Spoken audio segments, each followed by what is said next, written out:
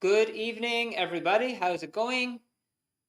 Thank you very much for coming to my webinar called Lifting Yourself Out of the Blues. So I want to say hello to everybody who's joining on Facebook and on Instagram and on YouTube and also on Zoom. So thanks everybody for joining me tonight. Really appreciate you being here. For the next 45 minutes or so, we're going to go into this subject in detail and give you some really key basics that are going to help you to lift yourself out of the blues and also give you some tools that you can use for other people as well to help somebody else, because we all want to help other people and do something for the world. We all want to actually see people doing better. So just to introduce myself very briefly, I'll tell you a little bit more in a minute. Vincent Kelly is my name. I'm from the southeast Midlands of Ireland, a county called Kildare. For anybody who's from Ireland, you'll know. And what I normally do at the beginning of these webinars, if you've been to one before, is to ask you, where are you logging in from? Now, I don't have visibility on everybody on Facebook, YouTube, and Instagram, but you can still send your comments around to me on Zoom. I've got everybody on Zoom in front of me here. And so I'm going to put you on the spot. And for anybody on Zoom, if you don't mind popping into the chat where you're logging in from or where you're from. Are you from the UK? Are you from London? Are you from Cork in Ireland? Are you from Belfast, America? Where are you logging in from? I'd be very interested to see. And it gives me a kind of a perspective of where the audience is. Sometimes I enter in a lot of Irish expressions which only the kind of the locals might understand, but I try to avoid that as best as I possibly can. Okay, Laois, Ireland. Hi, Michelle. Thank you very much for joining us from Laois, County Laois. Good stuff. And hello, everybody else who's there on Zoom that I can see. Dana, Matthias, Inderdeep, Margaret, and Michael. Great to have you on board. Inderdeep from Dublin, Ireland. Hi, Inderdeep. Good to have you. Thank you so much. Anybody else want to pop into the chat? Let me know where you're logging in from. I can call out your county, your country, wherever you are. That would be great. Also, kind of just lets me know how loud I need to shout.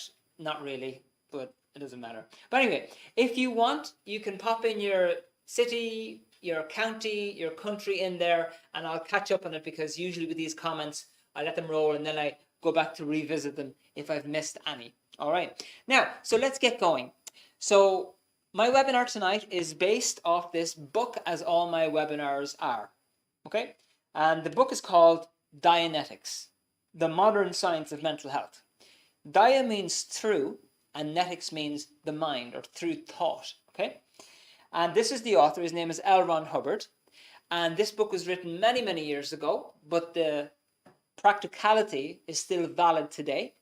And the same gentleman also developed a subject called Scientology. And that word means the study of knowledge. That's a separate subject and came after Dianetics. The webinar tonight is primarily going to be based on this book. And I'm going to tell you in a few minutes why I actually chose this as the manual that basically stuck with me personally. But if you want to find out about the connection between the two subjects, you can text the host, send a message to the host there, Mandeep, and she'll be able to help you out with that. For me personally, I was looking for something which was going to explain the root of the problem and how to handle the root of problems. It's all very well to give a person or a group some things that will make them feel better for a while, but it's much, much better if you can get to the root and handle the problem. Okay, it's like having a toothache. You know, you take drugs to handle the pain, and it's temporary, and you feel fine, but it doesn't really handle the bad tooth until you go to the dentist. A bit like that. Okay, all right. So the promise tonight is this webinar, Lifting Yourself Out of the Blues, is going to give you a couple of basics that you might be already familiar with. And we're going to dive into the root of why you can't get yourself out of the blues and what you need to do in order to get yourself more motivated, happy. When people say get themselves out of the blues, lift yourself out of the blues, I was kind of running through this tonight. How would I actually approach saying it? I said, you know what? You could approach it from a very, very high level and say, just lift yourself out of the blues, because we've all been told, look, you control your emotions and all that kind of stuff. And it's fine in theory, but it's very, very often very difficult in practicality. Okay, and so we're going to go into some of the underlying stuff here. So that's what you're going to learn tonight in the next 45 minutes or so. Please stay till the end, because at the end I have a special offer which I want to present to you. And if you're interested, you'll have an opportunity to go with that. So if you hang on till the end, that will be absolutely fabulous. Now, one thing, when you're on the webinar, and this is something that somebody told me the other day as well. It was so funny when I was talking to them. And they said they were watching my webinar, but they were also watching the football game. So they're watching the webinar, but also watching the match. So that's fine, okay. But what I prefer is if you have the TV on, switch off the TV. All right. If the kids are running around you at this very moment, give them something to draw, or get some art out, or whatever, some colors. If the dog is constantly hopping up and down in your lap, I don't know, put them in the next room, or I don't know, do something. All right. So it's just that I want you to get everything out of this webinar, and you're going to learn some really key things. Some of the things you might already know, but some of them you'll be reminded of to keep and put in for yourself and to help other people. Okay. Now, who am I anyway? I'm, as I said, my name is Vincent Kelly. I studied in college personnel management as part of a business studies degree course years ago. And then I came across this book in Munich in Germany when I was traveling in Europe in the early 90s. And I was looking for something to help other people. This stuff sounded interesting because I was interested in self-improvement at the time. And I tried it with others, and it worked. And it gave stable, steady results. Not 5 minutes results, not for a couple of weeks, but stable results.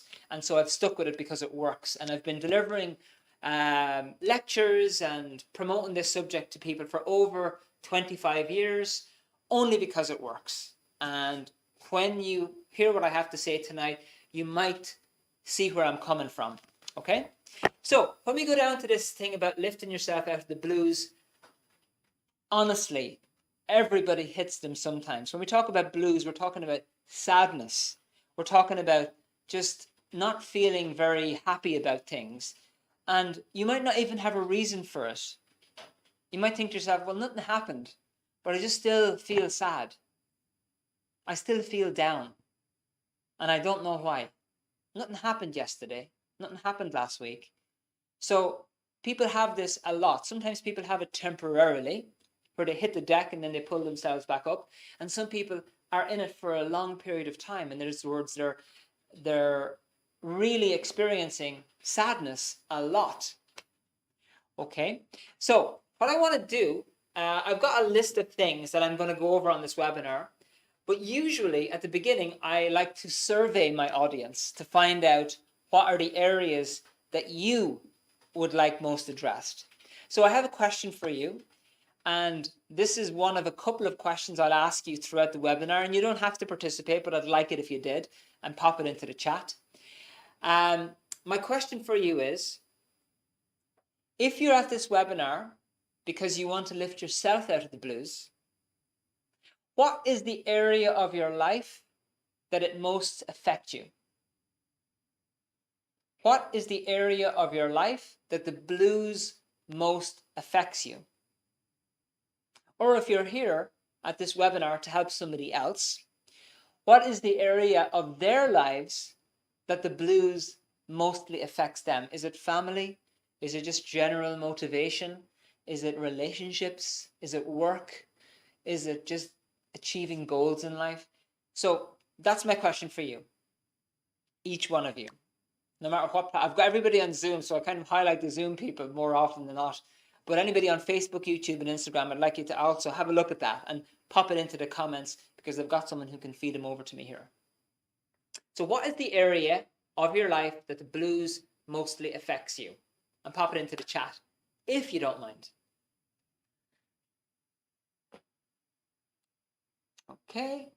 Okay, very good. Oh, and hi, Cora. Nice to have the camera on. And if anybody else wants to put the camera on, please do so. I like to see people because it lets me know you're alive.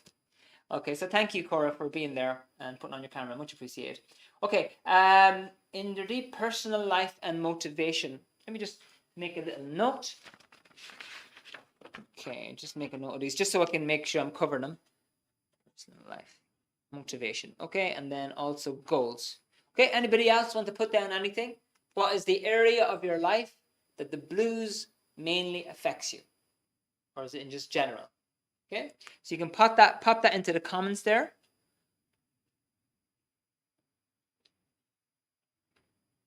Motivation. Okay, thank you, Cora. That's brilliant. Yeah. Understood. Good. We're going to cover those things. Anybody else want to pop it in? Okay, Michelle. I got family relationships. Okay, very good. We touch off that, and then personal development. That's brilliant. Thank you. I'm just making a note of them so I can make sure I can fit these in. Anybody else want to pop in? What is the area of your life that the blues mainly affects you? Okay, Michael. Through a breakup, I'm feeling right down. Okay, got it. Thank you, Michael. Yeah, we're going to definitely cover that. Roisin, very good friend of mine, said they're very lonely, very in their own life. Single person for many years, didn't have money for friends. Okay, got it. So this is mainly to help a friend. Really nice of you, Roisin. Thank you so much. It's good to help people. Very good. Lonely. Okay, and then motivation. Okay, thank you very much, Roisin. That's brilliant. Okay, folks, thank you so much. If anybody else wants to put a comment in there, please do so. So we're going to just touch on, and I'm not going to spend a huge amount of time with this, but I'm just going to touch on a couple of things that can, I won't say temporary, well, yes, kind of temporarily lift you out of the blues. So these are things that you can use on an immediate basis. And look, a lot of these things are just, I'm just going to fly through them. They're going to make sense to you. That you're going to say, Vincent, that's common sense. And it is, but it's important to highlight it because in delivering sessions to people on a one-to-one basis, what I found is that these are some of the basics that are out, which you have to put in your life. Okay, so we're going to hit a few of those things, and then we're going to really get into the root. Okay, number one, I'm just going to put in basics. Now, when I talk about basics, I'm talking about rock bottom basics. I'm talking about food. Okay? This is important. When you are hungry, right, or you're on a starvation diet because you want to lose weight or you whatever it is, when you're hungry, it is going to pull in stuff, which I'm going to go into in the second part of the webinar. When you're hungry, it's going to pull in stuff, which makes it more difficult for you to be yourself. Okay, so it's very important. Look, I'm not a dietitian. I'm not going to tell you what to eat. But what I just say to you is, and there's a little guide here, which I'm going to promote at the end of the webinar called The Way to Happiness. It goes over this in more detail. Eat nutritious food regularly. That's all. Look, your diet is your diet and you'll know what's best for you. But just eat nutritious food regularly. All right? Very important. Okay? Sleep. I know what you're saying. Oh, sure, Vincent, I know those things. Grand. But it's, as you know, very important. When you don't have enough sleep, it is going to pull in these things that I'm going to tell you about in a few minutes. So it's really important, in my opinion, to get your 8 hours. Okay? Look, if it's 7.5, fine. If you're operating on 5 or 6 and you're saying, oh yeah, I'm grand, I've been doing 5 or 6 hours for years. My opinion, and of course everybody's different, my opinion, if you're only getting 5 to 6 hours sleep a night, is that you need to work on that. And you need to get in that basic as soon as possible. Look, if it's 7 to 8, okay, fine. But below 7, my opinion is it's a bit difficult. Okay, so you need to make sure you're getting a good night's sleep at night. Don't watch TV too late at night. Get to bed at a set time. Get up at a set time. Don't sleep in. Don't watch movies late at night. Make sure to get your sleep in. It'll make a massive, massive difference for the next day. And the next thing is something that we don't always like to talk about, is just exercise regularly. Okay, that doesn't mean you have to be at the gym at 6 o'clock every morning. If you want to be, that's fine, as long as you've got your good night's sleep. But just go for sufficient walks. It doesn't have to be, a full body workout. Just take yourself out for some fresh air and exercise the body, because when the body gets stiff, or when the body starts to lose its kind of fluidity and the flow of blood around the body, things are, again, this stuff comes in, which I'll tell you about. So these are just rock bottom basics. Get enough food, get enough sleep, get enough exercise. Put those points in. Put them in every day, even on a Saturday and a Sunday.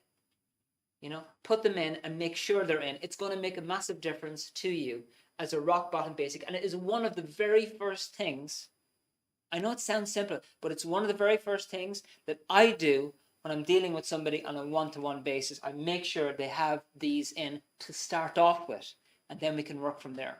Okay? Now, so those are the first things, okay? Number 2, and this is from this booklet, which I'm going to tell you about at the end. It's called The Way to Happiness. It's just got a whole load of, I think there's about 20 different pointers in it, which are explained and show you how to, maintain happiness, basically. And so this next one is this one here. I'm just going to write this down. Production. I'm going to explain all these terms in a minute. It is the basis of morale, okay? Now, morale, a person's morale is their enthusiasm, interest, enthusiasm, and discipline. Okay? So if you're not interested, not enthusiastic, and not disciplined, you don't really care, it's very hard to motivate you, you just can't get your hand off the remote control, Netflix is just continuously on, and you're too tired at the end of your day, it could be said that your morale is down. Your morale, how you feel. And this also applies to a group. There's also group morale, how enthusiastic and how interested that group is in. So if you're not motivated, it basically means your morale is down. Okay, same thing. This word production, okay, production means producing or doing something of value. Okay, so there's a person and they are, making bunches of flowers to present to people. Okay, I don't know maybe they're working a flower shop, so he's going to create these beautiful bunches of flowers and present them to people, and they're going to buy them because they want them. But it doesn't have to be in a shop or anything like that. Production just means doing something of value that's worthwhile. Okay? So, for example, baking a cake, cleaning the car, cleaning your room, selling something in your shop. If you're a builder, laying blocks. Okay? If you're an estate agent, selling houses. This is production. You're giving something of value in exchange for something else. You're giving something that's needed and wanted, and it's valuable. And it could be just valuable to you. So, for example, mowing the grass is still production because it's valuable, and even if it's just valuable to you, it's still got value. Okay? Production is the basis of morale. In other words, if you want morale, you're going to have to produce. And you might think, Vincent, oh, come on, I can't motivate myself to get busy in the first place. I can't motivate myself to produce the things that I want to produce. I just can't, I couldn't be bothered. So, and I'm going to go over this in a minute as well. There's a second part of this. But this is very true, that if you do something, even if it's a small thing, even if you are totally unmotivated, you're the whole day watching Netflix, skipping, trying to find some sort of a movie that's going to interest you, and you just really cannot motivate yourself, you have no morale, you just can't do it. Well, all you do is find one thing that you can do. and do that. And that's production. So, for example, you've watched 3 movies in a row, okay? You think to yourself, okay, what can I do now? Okay, I've so many things to do, but the only thing I can do right now is wash the dishes. So I'm just going to go and wash the dishes, and that's it. Or I'm going to just wash 1 plate, right? So you do that. And you find as soon as you start producing, as soon as you become productive, your morale starts to raise. And then you find that you've got something else that you could do, and then something else that you can do. And all this time, your morale is building. So it's a little bit in reverse. People say to me, listen, Vincent, I'm not motivated enough to do those things. But the funny thing is that once you do some of those things, you're going to become motivated. You're going to become more interested in getting more things done. Okay? So this could be anything. It could be going to work and doing a more effective job. It could be, going out and doing the shopping, going and visiting an old neighbor to help them out. It could be mowing the grass, cooking the dinner. It could be anything. So you just start off doing one thing, and once you do that, you'll find, you know what, maybe I can do one more thing, and gradually build it up. Okay? So that's the second thing. Production is the basis of morale, and this will definitely get you out of the blues gradually. Okay? Now, the next one I want to go over is connected to this. And that is overload. Okay? 3. Overload. Okay? When a person has got so many things, okay, around them that they need to get done. There's just so many things. They've got to clean the house. They've got to sort out a holiday for the kids. They've got to earn more money. They've got to, paint the front walls, be in work, help out at their charity, visit the family. So many things to do. So many incomplete things. Okay, incomplete. The more incomplete things you have hanging around, the more it is going to sink you down into that blues area, into that hard to get yourself motivated. You've just got so much to handle that you can't even look at any of it. So much to do, okay? And it results in confusion. Person doesn't know what to do. Can't motivate themselves, doesn't know what to do, okay? So if you are surrounded by a lot of incomplete things that need to get done but haven't been done, it is 100% going to affect your morale, okay? So how do you handle this? In all that confusion, just like I said last time, just pick one thing and get that done. Even if it's just feeding the cat. Good. That's done. Great. Okay? Your bedroom needs to be cleaned out. Okay. So let's say all you can do is this thing here is sort out the shoes. I'm only going to sort out the shoes. You just do one bit at a time, and once you start doing that, what can I do right now? What can I do right now? What can I do right now? It's going to build. You're going to get more done, and your morale and your motivation is going to come up, and it's going to come up massively. Okay? So those are the couple of basics. Number 1 is food, sleep, and exercise. Number 2, production is the basis of morale. And number 3 is overload. If you've got too much to do, just pick one thing, get that done, and gradually you're going to be able to get more and more done. There's actually a course that we do called How to Get Motivated, which addresses this in much more detail. There's more to learn about it. Very hard to handle it in just maybe a short webinar, but there's a lot more to know. Okay, good. And now we're going to go in to the real meat and bones. All right, what I've discussed over here with you is maybe stuff that you already know, and you might have just needed to be reminded of it. And I hope that that helped you. But often people say to me, Vincent, you know what, that's all great to do those things, to get order in, to start sorting out the bedroom, to do this, to do that.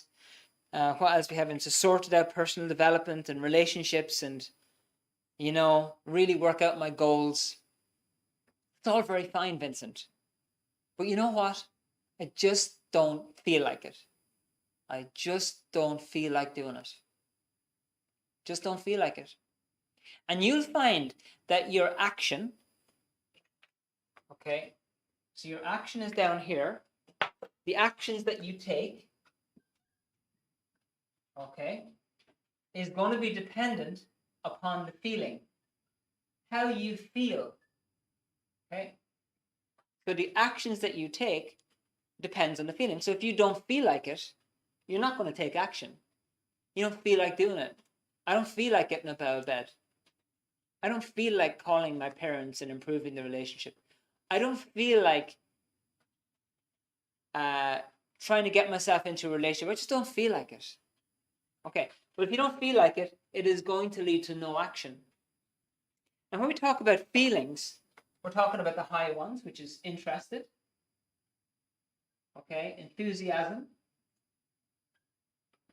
We have anger. I'm angry all the time. What else do we have? I'm bored. Okay, I'm stressed, afraid, sad, apathy. Apathy is like the lowest one. Apathy is like, what's the point? What's the point in even being at the webinar? Nothing's going to change anyway. It's like it's kind of a giving up state. That's my acting. I should have been an actor. No, I shouldn't have been. Okay. So depending on what feeling you have, it's going to determine the action. Now, if you don't feel like doing it, there is something in behind that. And the thing that's in behind that is this thing called thought. And this is number 1. Boss. Thought is boss. Thought is king. How you think determines the feeling, which determines the action. So if you think, you know what, I can do this. I can get my house sorted out. And you're thinking constructively, the feeling follows that. And it's going to be up here in this area, enthusiasm, interest. But if you think, I'm too old. I just don't think I have the energy. I don't think I have the energy. What's going to happen is you're going to go down into this bracket of feeling, and then that is your action. So if your thought is positive and your thought is constructive, naturally, your feeling is going to be positive and your action is going to be constructive. You're going to do things. We mentioned about personal life and your motivation on your goals and relationships, personal development. All those actions are depending upon your feeling. But you know what? Your thought is in control of your feeling. So how you think is first. And you might not think that. You might think, Vincent, you know what? It's just how I feel. But we're going to have a look at what you think in a minute. Okay? So here's when we're going to go down to basics. Where do your thoughts come from? Okay? So there's the guy's thought. And I'm going to be asking you for a couple of examples of what I'm going to present here in a moment. But the guy's thought is going to determine how he feels. And that's going to determine his action. Okay?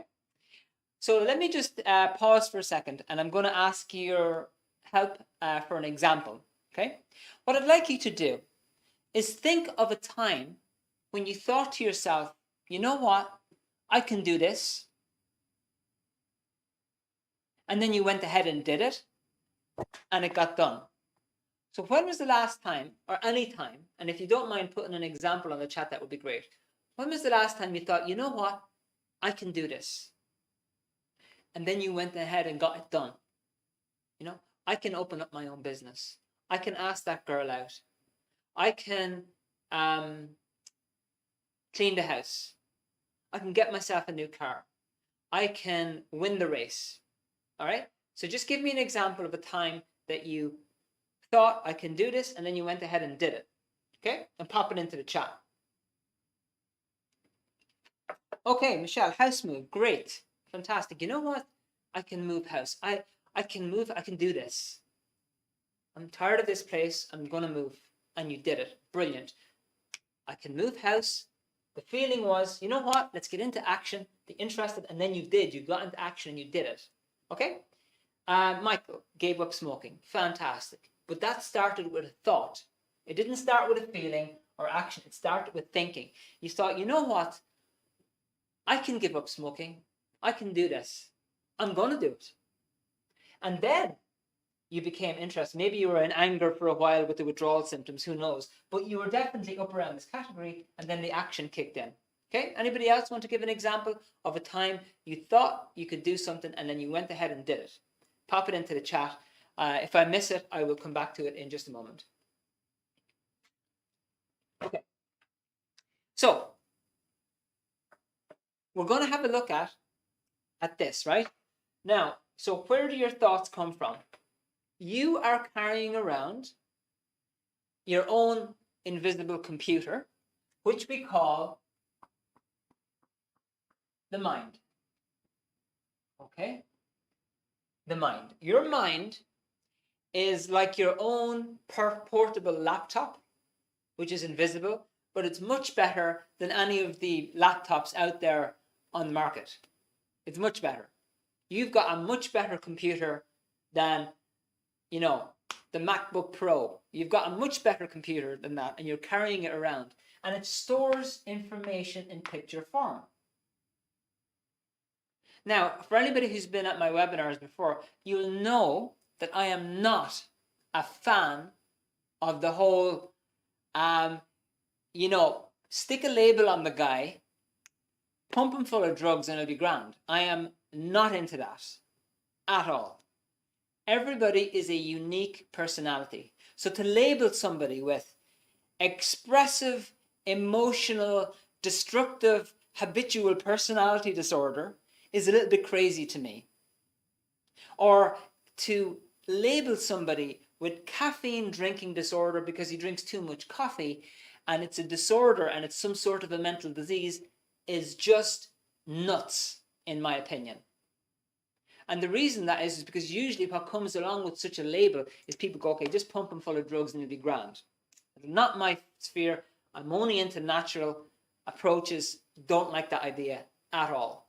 So the reason I'm saying that is because there's a lot of information out there about, oh, the mind is a complicated thing and it's the brain is this and that and there's they make it so confusing when it's not that confusing.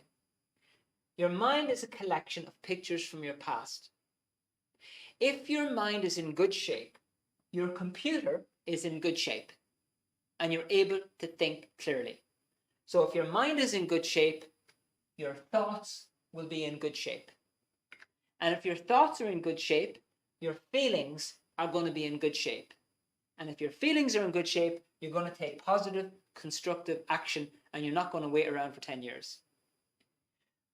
Okay, so if you're thinking clearly, if your mind is in good shape and it's working well and your computer is free of viruses and it's in really immaculate condition, your thoughts are going to be very constructive, your decisions are going to be really good, and you're generally going to be thinking positive, and then the feelings are going to follow. Okay, Vincent, that's great. New work. Matthias, thank you so much. Great. You just decided. You decided first. I'm going to get new work. And then you went, you know what? Boom. Here's what I'm going to do. And then you got into action. Okay. So, Vincent, talking to myself, this is all wonderful in theory. All right?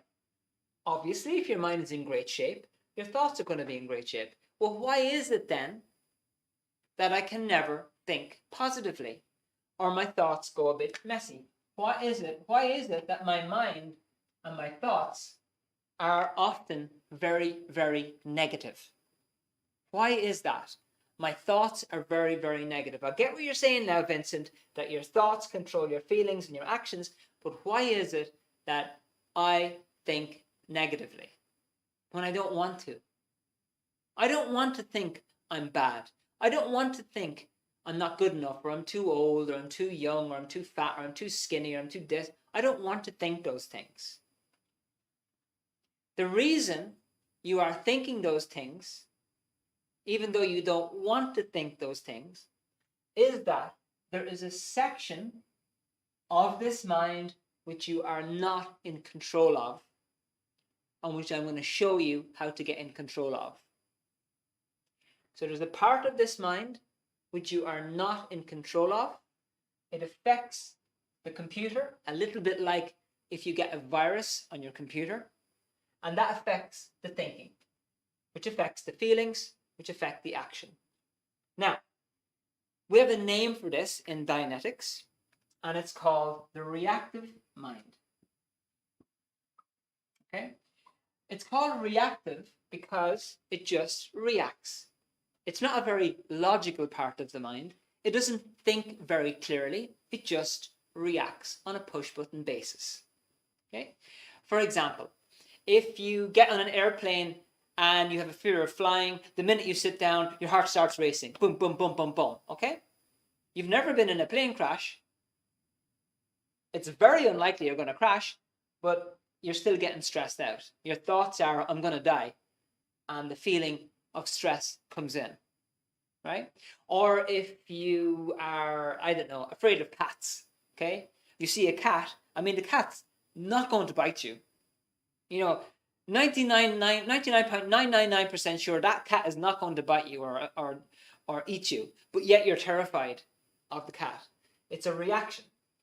So there's a part of your mind that's a push button part of your mind, and it can take control of your feelings without your consent. It's a bit like having a wild dog in your house, all right? This wild dog is vicious. So you try to keep him on a rope and try to, pretend to the neighbors it's fine. So you discipline yourself to control this wild dog that you kind of have inside. We just call it a wild dog. I'm just doing that as a comparison. So what's in here? What's in here are two things, and I'm going to show you in a minute how this affects your motivation and how it keeps you in the blues. All right? There are two things in here, and they're both under the category of pain. Okay? Physical is one, and emotional is the second. So this part of your mind stores up all of your bad experiences, which either had heavy physical pain or emotional pain. So somebody mentioned a breakup.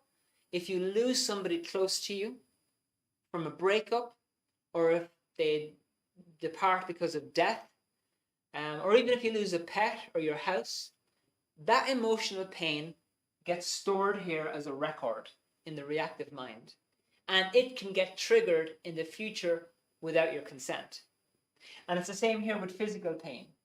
If you had an operation on your leg, that operation and the injury that went with it is stored in here, and it can get triggered in the future. So I'm going to show you how this works in real life and how it can stick you in the blues. All right? And then I'm going to ask you for an example yourself. All right? Okay, so let me I'm just going to get rid of this for a second, and I'm going to show you how your reactive mind can keep you in the blues. And then we're going to go over at the end how to handle this, all right? Okay.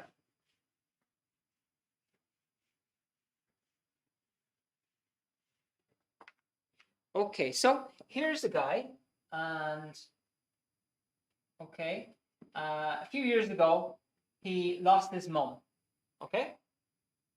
And that picture is still affecting him. Okay? There's his mum and passed away, RIP, and he was very, very, very, very upset over this. Okay? And this happened 10 years ago.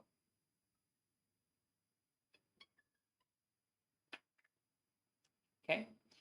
It happened 10 years ago, this loss of his mum.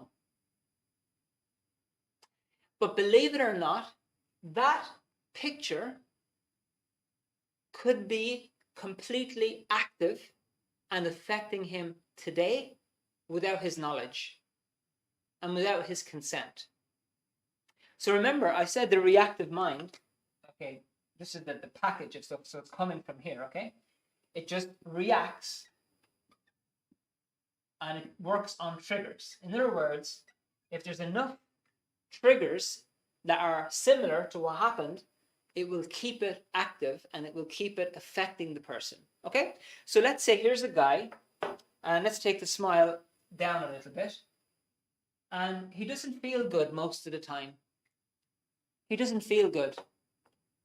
It's been a few years. He doesn't feel motivated. He doesn't feel happy. He doesn't feel like doing anything. Doesn't feel like opening up his own business. Just doesn't feel like it. Okay? What's happening in this particular example is the death of his mother is still affecting him. In other words, that picture from his mind, which is coming from his reactive mind, is still alive and right close to him and affecting him. How is that the case? Okay? Even though 10 years has passed by. Well, every day he goes home to the same house where his mom used to live. Okay? That's the house. He goes home to the same house where his mum used to live. There's a picture of her on the wall. All right? And then each day he watches TV. And the programs that he watches on TV are basically sad films of people losing other people. Okay? A sad love story, or it could be a soap opera where things are going wrong. So in this example, this picture, these TV programs, and just the house is enough to keep this incident constantly triggered without him even realizing it. So he's constantly sad because this picture from his past is constantly being triggered and is there all the time. In other words, the guy is not in present time, he's still stuck in his past. And he thinks it's something wrong with him, when in actual fact it's not really. He thinks, oh, maybe I'm just getting too old, or it's the weather, or I'm too fat, or whatever. He doesn't quite know what it is, because if he knew what it was, it would be handled. This thing is hidden without him even realizing it. And even if he was aware of this, there could be some other incident that that's connected to from a previous time, which is buried. The point I'm trying to make is this. This person could be kept very unmotivated, very sad all the time because the death of his mother is still being triggered on a day-to-day basis. And he is not even aware of it. He doesn't even know that that's what's happening. But it is still affecting him and his ability to think clearly. And because his thinking is being affected, his feelings are being affected, and his actions are being affected. All right? Let me give you another example. So that's an example of emotional loss, one of the things that's stored in the reactive mind. Let's take another example here. Let's say, here's Mary, okay? And Mary, in the past, for about 5 years, okay, her dad used to hit her with a stick on the head, okay? Okay, and he's very, very angry. and it was a regular occurrence. She used to hit her on the head with a stick. Okay, 5 years. And maybe this was only between the age of, let's say, 7 and 12. Okay? So, that's fine. Happened in the past, and you would think, you know what, Vincent? That's gone now. That's made her who she is today. We all learn from our past and all the rest of it. Okay, but why is it that that incident, without Mary realizing it, is still affecting her day in and day out? And I'm just going to make up an example of how that could be. Maybe Mary, a grown woman now, is living with her dad. Okay? Maybe she's his carer. And even though, okay, he's old and not a threat, and he gave up this beating business when she was 12. So from her perspective, that's a long, long time ago. But she lives with her dad, and her dad is now going around holding a cane. Okay? So let me ask you a question. What do you think are the possible triggers that could be keeping that incident affecting her? Because remember, the reactive mind is a trigger part of the mind. It doesn't think. If there's enough similarities in present time, it triggers off the pain from the past. So what do you think here could potentially be triggering off that incident? First one pops in a possible answer. I'll take it. What do you think? Pop your answer into the chat. What do you think in this new scenario? She's now a carer for her dad who's on a cane. What do you think could be triggering that? Anybody want to volunteer a guess? What in this could be triggering that? This is years later.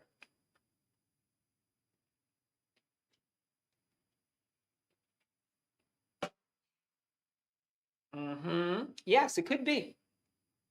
If she got a pain in her head. Good. I'm going to keep that one for a second, Matthias, and I'm going to expand that a bit. Anybody else? Roisin. He is still her father. Good. Yeah, that's one. That is one. The fact is that it's still her dad. And he, just by being there, and she doesn't even realizing it, but it's triggering off this stuff here, and it's affecting her. Very good, Roisin. Thank you. Michelle, exactly. The cane. She's stronger older versus seeing him weaker. Good. Yeah, but you know, interestingly about the cane, so this cane is made of wood. Okay, and what else was made of wood? Was this little stick here. Okay? So in other words, there are two things here about her dad. The fact that it's her dad, and he's a bit grumpy. In fact, now he's even more grumpy. And he's now on a walking stick, a wooden walking stick. So there's enough here to trigger off this incident without her even realizing it. She doesn't know what's going on. All she knows is she just doesn't feel as good as she used to. She doesn't feel as good ever since she took over as the carer for her dad. It's not necessarily that the dad's a bad guy. It's not that she shouldn't be doing this. It's just that that incident is triggering off without her consent and affecting her thinking, which is going to affect her feelings, which is going to affect her motivation. Okay, so we have enough here to trigger that. Mary starts to get stressed out. She starts to feel down, and she just doesn't feel like opening up her own business. She doesn't feel like getting into a new relationship. She doesn't feel like, improving on her personal development. She doesn't feel like it, but she doesn't know why.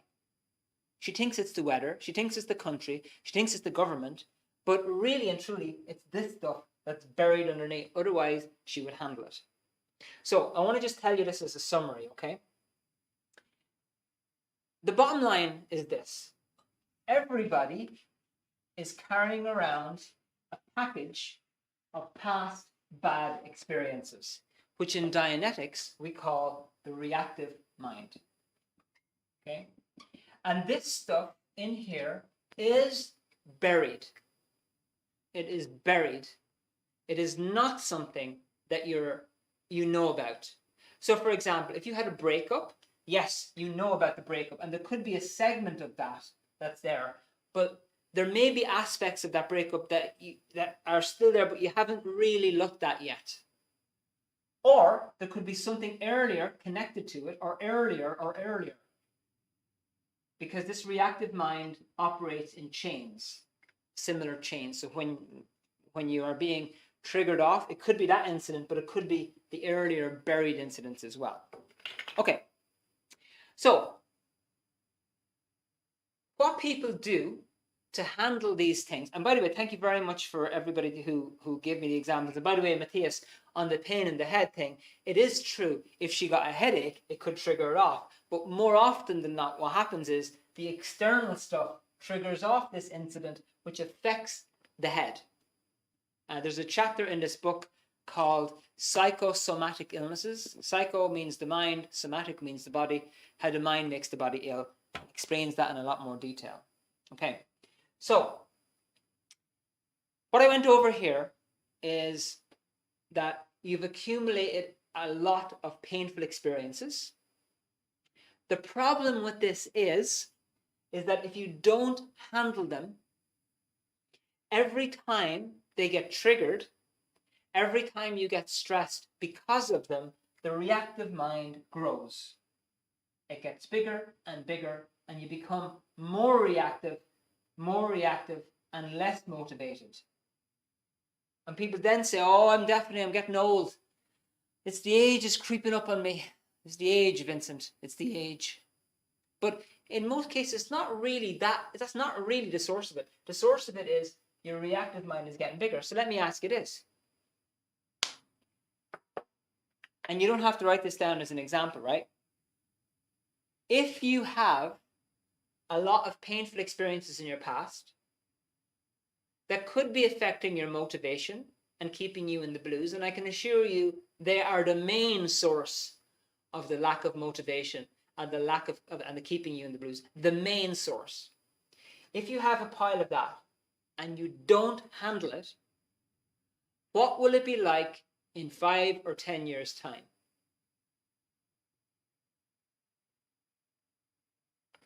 You can answer that one yourself. You don't have to put it in the chat or anything. Right. Now, what do people do to handle this? Usually, people try to get busy. They take walks, or they go to the gym, or they go and meet friends, or they, try some meditation. All of these things are positive, and they're efforts to help an individual. But in Dianetics, and it's the thing that drew me to this, and it's why I've been practicing and promoting this for over 25 years, is because what it shows you to do is how to clear up the root of the problem. And I'm going to show you the very basics of how that works right now. I'm not going to get into too many specifics because the procedure is outlined in the book, but I'm just going to show you the basics. Okay. Now, so remember, to recap on what we went over at the beginning, okay? We went over that you need to keep your food, sleep, and exercise in. Okay? The next one is production. Okay? And the next one is overload. And then it's just do one thing at a time. Okay? But the most important thing to handle, which will stop you from doing all of these three, and that is your reactive mind, which is basically summarized as that part of your mind which is not under your control, and you need to get into control of it. So how do we do that? In Dianetics, we do a thing called auditing, and the word auditing means to listen and to guide. Okay? In Dianetics, it's done with 2 people, not one. Cannot clear this stuff up on your own. I'm sorry, it cannot be done solo. It just cannot, and there are reasons for that you learn about in the book. You cannot do it solo. Okay? You've got a person called an auditor. The auditor is the person who listens and guides, and the person who is receiving the Dianetics procedure has got their eyes closed wide awake, and the auditor is helping the person to return and re-experience painful experiences in the past using a very exact 10-step procedure, which is outlined in the book, and clearing them all up. Clear it up, clear it up, clear it up, to get rid of the pain and the stress and discharge the content of the reactive mind. It's not to get rid of the memories, because the memory is the memory. It happened. But what you can get rid of is the pain, which is, without you even realizing it, affecting you today. You might think, Vincent, Vincent, sure, that's the past. The past is the past. Sure, time is a great healer, Vincent. I tell you, it's brilliant. Works every time. It doesn't really. It might just push it further into the past, but it doesn't actually handle it. Okay? The name of the person receiving the auditing, got a name. Pre-clear. Pre means before. And clear is the end result of Dianetics. Okay? There's an end result. And clear is just you back to being you. That's really it. That's what clear is. You've cleared up all the junk, and now you are back to being you and able to create your life again. So Dianetics is not a 15-minute a day, set of tips that you do to kind of make your life bearable. The whole procedure of Dianetics is to completely clear up the root of your lack of motivation, which is your reactive mind, and to get you back to yourself again, back to the way you used to feel. And it works. How do you know? You need to try it out. No amount of fantastic positive things that I can say are going to persuade you otherwise. You just need to give it a try. Okay? So that's what auditing, that's the end result. And that's the approach. Okay? So now, here we're coming up to the last part of the webinar. I want to show you what I have prepared for you if you're interested in taking this further. And I really strongly recommend this. And this is the Dianetics book. All right? So here's the first point. It is basically going to go over, make sure I've got the same words as you can see, the real source of unwanted behavior, thought, and emotion. So it goes into what the reactive mind is, how it works, and then within the reactive mind, there's a couple of things that you need to know about, which are, I wouldn't say they're the most pleasant of things that you might want to find out, but it's important because they exist in that reactive mind. Okay, next point is that it's the full discovery of the parts of the mind and how they work.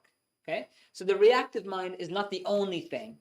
You've also got what we call the analytical mind, which is the normal mind that you use every day to solve problems. All right. The exact step-by-step therapy to fully use your mind to unlock your full potential. In book 3, chapter 5, it shows you the exact 10-step procedure. There are 3 books in this book. Book 1 is all about the approach in Dianetics, the end result. Book 2 is about how your mind works. And book 3 is the full therapy explained step by step. All right. It's been translated into 50 languages. And the book is sent out with free shipping. Okay, so I really do want you to get a copy of this book and read it for yourself. Okay, all the positive words I can say are webinar material, and hopefully it makes a difference. But really and truly, when you hear the words directly from the author and exactly how it works, and read each chapter step by step, it's going to make a massive difference. All right. Now, if you buy the book tonight, and I really want to encourage you to do so, I'm going to include this book free of charge. This is called The Way to Happiness, and it contains a whole lot of really simple basics to get in and to keep in. And you just apply one step every day and it'll make a massive difference to your life. Okay, so there's something like, let me just see if I can count them up. 21. There's 21 in total.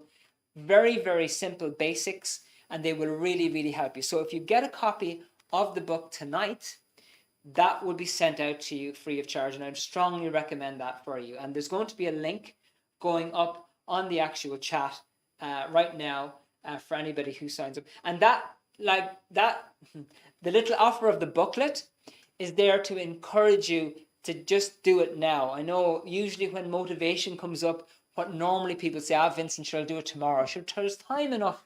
Time enough, we'll do it tomorrow. It's just to encourage you to do something about your life, you know.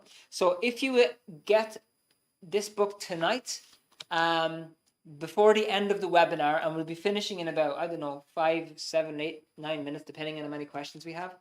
If you get it tonight, that book will be sent to you free of charge. It is very, very useful, and it's got loads and loads of little tips that will keep you going. Dianetics really gets to the root of what's going on, and the way to happiness is basically tips to keep you going. All right, so you can do better while you're clearing up the reactive mind. So those are the two things, and I would really, really love if you all got yourself a copy of the book. We run seminars and workshops and all sorts of different things. So if you need help on the book, or if you want to follow it up with a session, or if you want to come in and get trained yourself, we have an academy here where we can train you up. If you are interested in that, we provide a support network for you to be able to follow it up. But the first step is the book, okay? And to get a copy of it, because it will be really, really from the horse's mouth, okay? So let me just, first of all, tell you that we're going to finish off now in a couple of minutes. If anybody has any questions at all, please take this time right now to pop them into the chat, and I will answer any question that you have that I can answer, all right? So whether it's anything to do with these basics that I went over at the beginning, whether it's a question about the reactive mind, whether it's a question about auditing, or whether it's a question about the book Dianetics or the Way to Happiness book, please pop it into the chat, and I'd be very, very happy to answer your question right now. So I'll just give you a moment there, and if you have questions, pop them into the chat. And if not, I'll tell you a quick story and then we'll wrap up.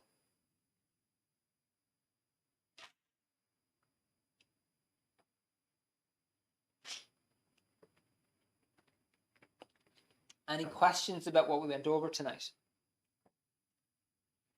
Or you know what?